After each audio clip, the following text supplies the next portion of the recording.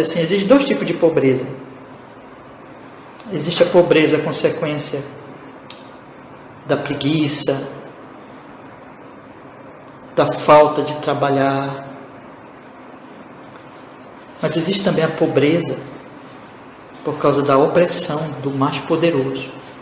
Existem pessoas, não é que elas são preguiçosas, existem pessoas que estão sendo está sendo tirado os seus recursos, a sua humanidade, elas não estão sendo ajudadas, não está lhes dando oportunidade, ao contrário, elas estão sendo perseguidas e oprimidas, ou seja, pobres que estão na miséria e na pobreza por causa dos poderosos que os estão oprimindo, perseguindo e não tendo misericórdia deles, porque são egoístas e maldosos e perversos. E a palavra de Deus denuncia isso. Só você ler o Antigo Testamento, o Novo Testamento, vocês vão encontrar Deus recomendando que não se oprima o pobre, a viúva, o estrangeiro,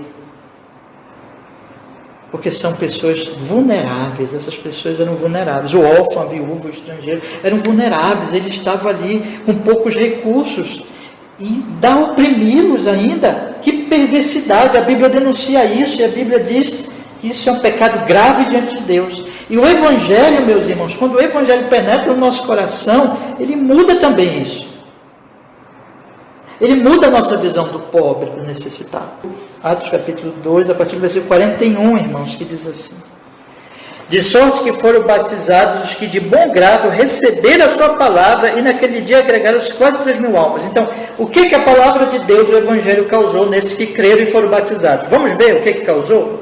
Olhe comigo o versículo 42. Perseveravam na doutrina dos apóstolos, na comunhão, no partir do pão, nas orações.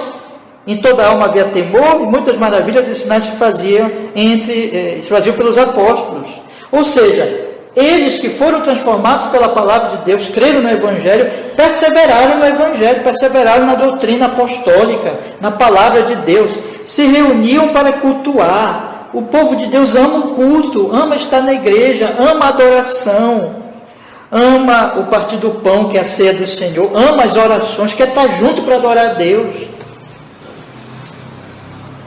Ou seja, cultua a Deus. Mas não é só isso. Quando a palavra de Deus penetra, as pessoas começam a adorar a Deus, se reunir, se congregar para cultuar o Senhor, elas também vão olhar para os seus irmãos com misericórdia. Olha o que diz o versículo 44. E todos os que criam estavam juntos e tinham tudo em comum, vendiam as suas propriedades e bens, repartiam com todos segundo cada um havia de mister. E perseverando unânimes todos os dias no templo, partiam o pão em casa, comiam juntos com alegria e singeleza de coração, louvando a Deus e caindo na graça de todo o povo. E todos os dias acrescentava o Senhor à igreja aqueles que se haviam de salvar. Ou seja, aqueles irmãos, não tinha ninguém passando fome na igreja.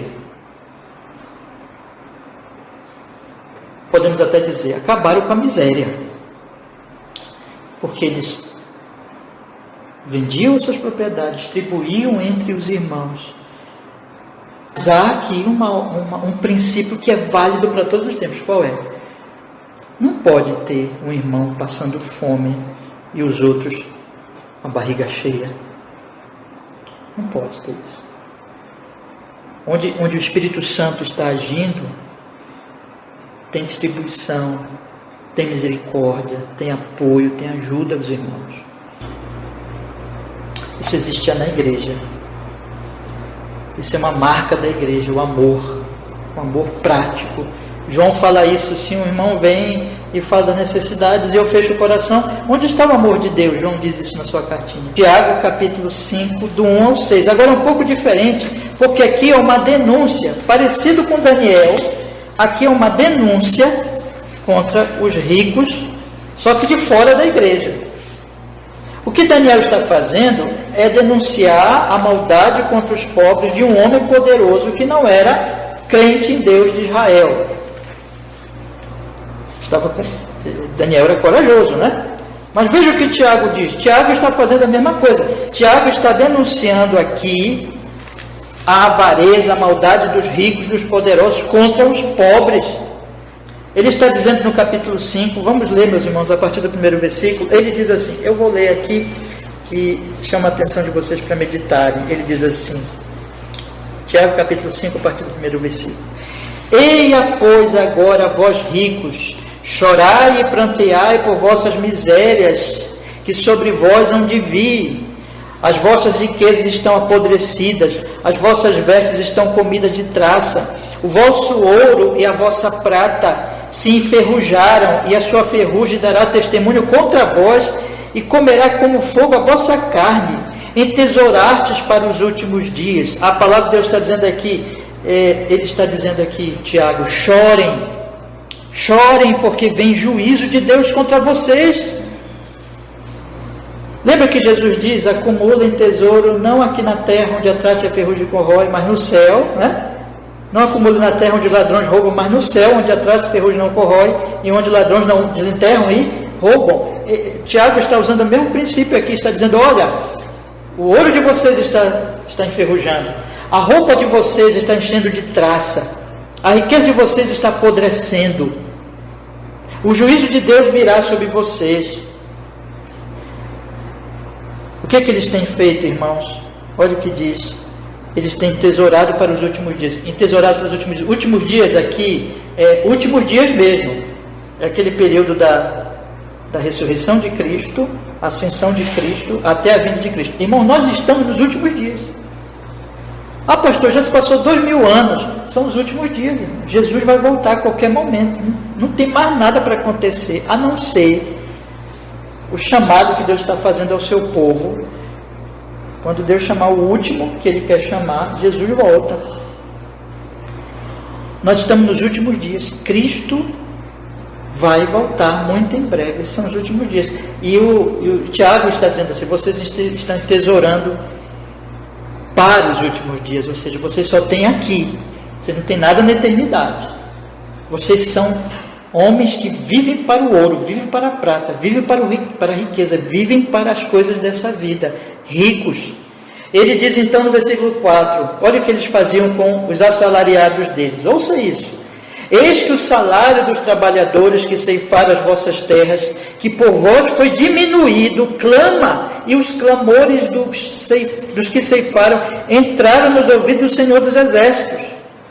Deliciosamente viveste sobre a terra, e vos deleitastes, cevastes os vossos corações como nos dias de matança, condenaste e mataste o justo, e ele não vos resistiu. Ele está dizendo aqui que eles fraudavam o salário dos ceifeiros, não pagavam o salário dos ceifeiros, e com isso, meus irmãos,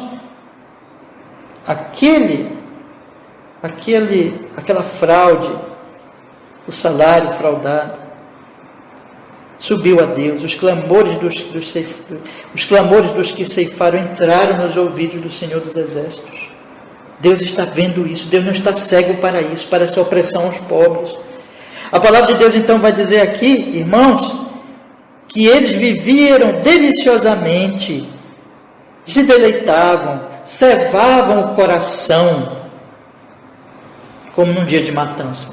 Eles não estão percebendo. Eles vivem nos prazeres, na avareza, nos deleites das riquezas, enquanto os pobres funcionários deles não são nem bem pagos, estão sendo fraudados e estão morrendo na pobreza, porque eles estão causando a pobreza do pobre.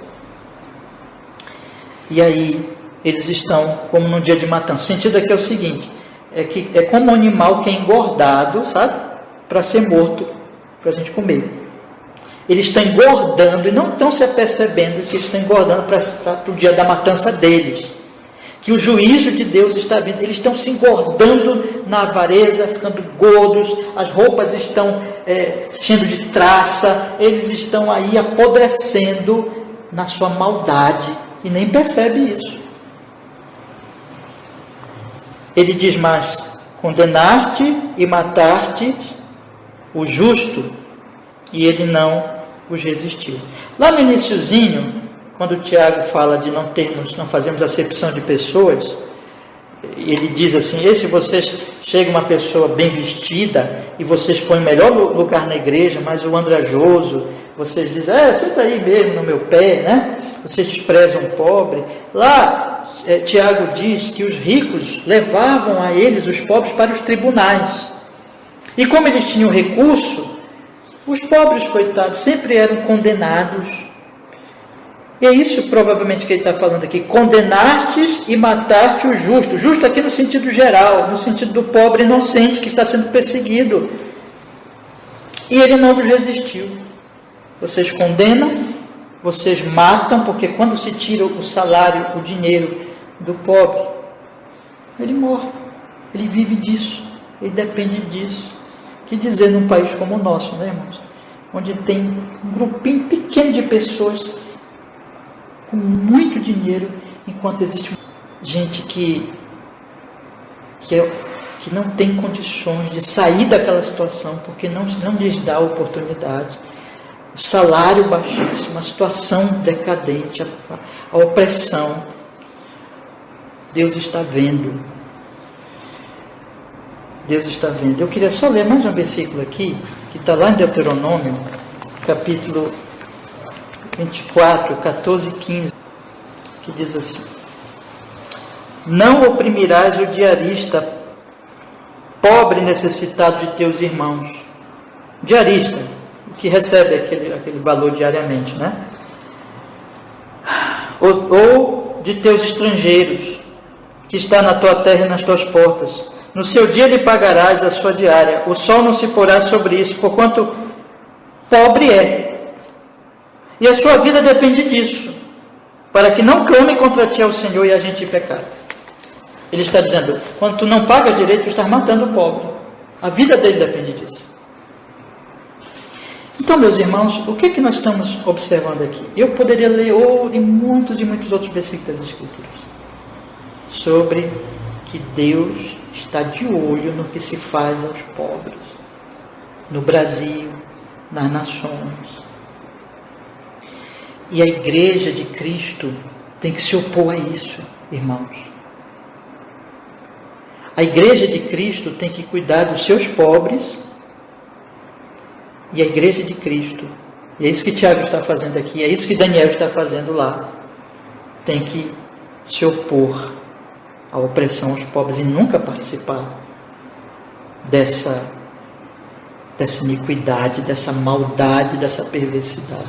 Como infelizmente nós temos visto tantas vezes hoje em nossos dias, as pessoas em nome de Deus participar disso, em nome de um cristianismo que não é cristianismo. Então deixe de falar isso, irmãos. Aonde o Evangelho está agindo, está acontecendo isso aqui, o que Daniel fez, o que a igreja primitiva fazia lá no seu meio, o que Tiago está fazendo. Primeiro, a igreja vai aprendendo a ser misericordiosa com os seus pobres, e a igreja não participará da opressão aos pobres de fora, ao contrário, se oporá a isso. Por quê? O Senhor se tornou pobre para salvar nós, os pobres. Pobre no sentido espiritual. Mas que se torna um exemplo para nós, meus irmãos, de que nós devemos agir com misericórdia, com compaixão com aqueles que são necessitados no nosso país. E, claro que nós não vamos poder ajudar todo mundo, né? Eu estou colocando aqui os princípios, irmãos, mas aquilo que nós pudermos fazer na nossa vocação, e nós como igreja, nós como indivíduos, devemos fazer.